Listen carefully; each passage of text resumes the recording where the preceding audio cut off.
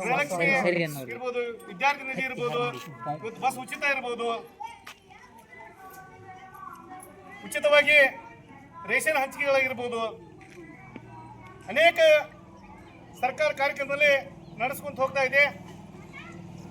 ಈ ಸಂದರ್ಭದಲ್ಲಿ ಒಡೆಯರ್ ಮಲ್ಲಪುರ ಪರವಾಗಿ ನಮ್ಮ ಕರ್ನಾಟಕ ಸರ್ಕಾರದ ಧೀಮಂತ ನಾಯಕರು, ಬಡವರ ಬಂದಾಗಿರ್ತಕ್ಕಂಥ ಏನು ನಡೆದಂತ ನುಡಿದ ಸರ್ಕಾರ ನಡೆಸ್ಕೊಂಡು ಬಂದಿರತಕ್ಕಂಥ ಮಾನ್ಯ ಶ್ರೀ ಸಿದ್ದರಾಮಯ್ಯ ಸಾಹೇಬರು ಮುಖ್ಯಮಂತ್ರಿಗಳು ಇವತ್ತು ನಮ್ಮ ಲಕ್ಷ್ಮಣ ನಗರಕ್ಕೆ 16 ಬಸ್ಗಳನ್ನು ಇವತ್ತನ್ನು ಕೊಟ್ಟಿದ್ದಾರೆ. ಇವರು 2 ಬಸ್ಗಳನ್ನು ಹಿಡಿದು 14 ಬಸ್ಗಳನ್ನು ಕೊಟ್ಟಿದ್ದಾರೆ. ಇವತ್ತು ಅನೇಕ ಮುಖಂಡರು ಮಾತಾಡ್ತಿರ್ತಾರೆ, ಈ ಸರ್ಕಾರದಲ್ಲಿ ಅನ್ನನಿಲ್ಲ, ಈ ಸರ್ಕಾರದಲ್ಲಿ ಹಾಗಾಗಿದೆ, ಸರ್ಕಾರದಲ್ಲಿ ಹೀಗಾಗಿದೆ ಅಂತೇಳಿ.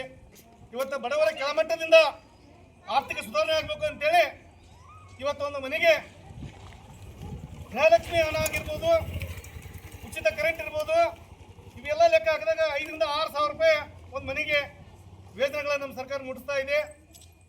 ಇವತ್ತು ನಮ್ಮ ಒಂದು ಬಸ್ಸಿನ ಬೆಲೆ 48 ಲಕ್ಷ ರೂಪಾಯಿಗಳ ಇದೆ. ಹಾಗಾಗಿ ಇವತ್ತಿನ ಮಟ್ಟ 16 ಬಸ್ಗಳನ್ನು ನಮ್ಮ ಲಕ್ಷ್ಮಣ ನಗರಕ್ಕೆ ನಮ್ಮ ಸರ್ಕಾರ ನೀಡಿದೆ. ಹಾಗಾಗಿ ಇಲ್ಲಿರ್ತಕ್ಕಂಥ ಮಾನ್ಯ ಶ್ರೀ ಉಸ್ತುವಾರಿ ಮಂತ್ರಿಗಳಾಗಿದ್ದ ಮಾನ್ಯ ಶ್ರೀ ಎಚ್ ಕೆ ಪಾಟೀಲ್ ಸಾಹೇಬ್ರ ಇವತ್ತೇನು ಈ ರೀತಿಯಾಗಿ ಕಳಿಸಿತ್ತು, ನಾವು ಕೂಡ ಬಂದನ್ಸುಟ್ಟು ನಾವು ಗ್ಯಾರಂಟಿ ಅನುಷ್ಠಾನದ ಸರ್ವ ಸದಸ್ಯರು ನಮ್ಮ ಅಧ್ಯಕ್ಷರಾಗಿ ನಮ್ಮ ಡಿಪೋಗೆ ಹೊಸ ಬಸ್ ಬೇಕಂತೇಳಿ ಬೇಡಿಕೆಯನ್ನು ಸರ್ಕಾರಕ್ಕೆ ಇಟ್ಟಿದ್ವಿ. ಹಾಗಾಗಿ ಸರ್ಕಾರ ಹಂತ ಹಂತವಾಗಿ ಕೊಡ್ತಾ ಇದೆ. ನಮ್ಮ ಘಟಕಗಳು ಕೂಡ ಚೆನ್ನಾಗಿ ಕೆಲಸ ಮಾಡ್ತಾ ಇದೆ ಅಂತ ಈ ಸಂದರ್ಭದಲ್ಲಿ ಹೇಳಿ, ಇಲ್ಲಿ ನಾನು ಸಹ ಖಾಲಿ ಕಾರ್ಯಕ್ರಮಕ್ಕೆ ಬಂದಾಗ ಊರಿನ ಹಿರಿಯರೆಲ್ಲರೂ ಕೂಡಿ ಹೇಳಿದ್ರು, ನಮ್ಮ ಲಕ್ಷ್ಮಣದಿಂದ ಇಲ್ಲಿಗೆ 8:30 ಬಸ್ ಬಂದು ಹೋಗ್ಬೇಕು ಅಂತೇಳಿ. ಅದನ್ನ ಅನೇಕ ಸಲ ನಾನು ವಿದ್ಯಾರ್ಥಿಗಳ ಸಂಬಂಧ ನಾನು ಡಿಪೋ ಮ್ಯಾನೇಜರ್ ಮಾತಾಡಿದ್ದೆ, ನಾನು ಡಿ ಸಿ ಮಾತಾಡಿದ್ದೆ. ಅದು ಇವತ್ತು ಕಾಲ್ ಕೂಡಿ ಬಂದಿದೆ. ಹಾಗಾಗಿ ನಾನೆಲ್ಲ ಒಡೆಯರ್ ಮಲ್ಲಪುರದ ಹಿರಿಯರಿಗೆ ನಾನು ಕೇಳ್ಕೊಳ್ಳೋದು ಇಷ್ಟೇ, ಇವತ್ತು ಇಲ್ಲಿ ಬಂದಿರ್ತಕ್ಕಂಥ ಗಾಡಿಯನ್ನು ತರಲಾಗೋದಾಗ್ಲಿ, ಇವತ್ತಿನ ಇಲ್ಲಿಂದ ಹೊರಡೋದಾಗ್ಲಿ, ಅದನ್ನ ಅವರಿಗೆ ಭಾಳ ಚಾಚು ತಪ್ಪದೆ ತಾವು ಸಹಕಾರವನ್ನು ನೀಡಿ ಬರ್ತಕ್ಕಂಥ ಇಲ್ಲ ವಾಹನಕ್ಕೆ ತಾವು ಅನುಕೂಲ ಮಾಡಿಕೊಡ್ರಿ ಅಂತ ಈ ಸಂದರ್ಭದಲ್ಲಿ ಹೇಳಿ, ಈಗ ಗ್ರಾಮ ಪಂಚಾಯತಿಯಲ್ಲಿ ಇಲ್ಲಿ ನಮ್ಮ ಮಾಜಿ ಅಧ್ಯಕ್ಷರಾದ್ರ, ಮಾಜಿ ಸದಸ್ಯರಾದ್ರ, ಅನೇಕ ಮುಖಂಡರುಗಳಿದ್ರಿ.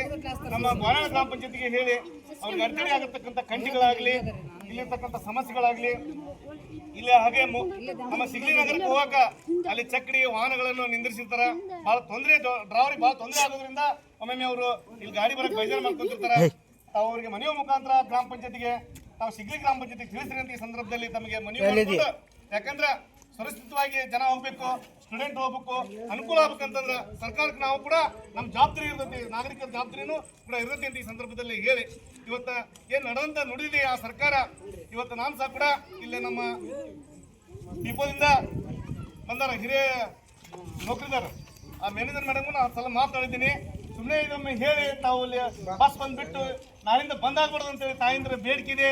ಅದು ಆಗದಂಗೆ ನಾನು ನಡ್ಕೊಂಡು ಹೋಗ್ತೀವಿ. ನಮ್ಮ ಸರ್ಕಾರಕ್ಕೆ ನಾನು ತಿರುಕೊಳ್ತೀನಿ ಈ ಸಂದರ್ಭದಲ್ಲಿ ಹೇಳಿ, ನಮಗೆ 1 ಗಂಟೆ ಗಾಡಿಯನ್ನು ಕೂಡ ಮನವಿ ಮಾಡಿದ್ರಿ. ಆ 1 ಗಂಟೆ ಗಾಡಿಯನ್ನು 3-4 ದಿನದಲ್ಲಿ ತಮಗೆ 1 ಗಂಟೆ ಗಾಡಿಯನ್ನು ಅದನ್ನ ಇಲ್ಲಿ ವಾಯುಮಾರ್ಗದಿಂದ ಸಿಗ್ಲಿಗೆ ಹೋಗುವಂಥ ಗಾಡಿಯನ್ನು ನಾವು ಬಿಡಿಸುವಂಥ ವ್ಯವಸ್ಥೆಗಳನ್ನು ಮಾಡ್ತೀವಿ ಅಂತ ಈ ಸಂದರ್ಭದಲ್ಲಿ ಹೇಳಿ, ಈ ತಾಯಿ ಆಶೀರ್ವಾದ ಎಲ್ಲ ನಮ್ಮ ಗ್ಯಾರಂಟಿ ಸಂಸ್ಥೆ ಎಲ್ಲ ಸದಸ್ಯರ ಮ್ಯಾಗೆ, ನಮ್ಮ ಪಕ್ಷದ ಹಿರಿಯ ಮುಖಂಡರ ಮ್ಯಾಗೆ ಇರಲಿ ಅಂತ ಈ ಸಂದರ್ಭದಲ್ಲಿ ಹೇಳಿ, ನನ್ನೂ ಸಹ ಕೂಡ ಇಲ್ಲಿ ಒಡೆಯರ್ ಮಲ್ಲಪುರ ಇವತ್ತು ಯಾಕೆ ಈ ಗಾಡಿ ಬಂತು ಅಂತ ಹೇಳಿಕ್ಕೆ ಇಚ್ಛಿಸ್ತಾನೆ.